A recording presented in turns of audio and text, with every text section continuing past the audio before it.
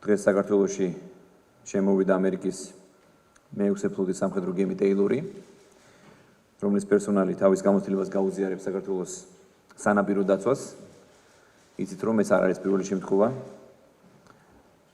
როდესაც ბათუმის პორტში ასეთი ტიპის გემი შემოდის.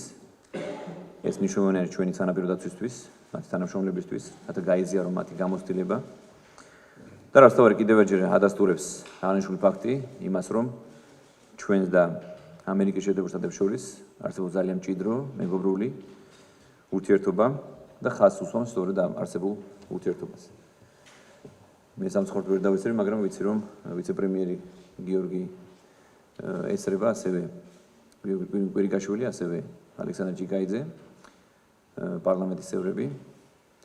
დღეს ჩვენ გვაქვს მთავრობის ცნობა, ასევე ჩვენ გვაქვს დღეს საინტერესო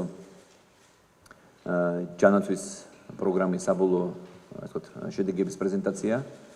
მე დღეს 6 საათზე დავესწრები აუცილებლად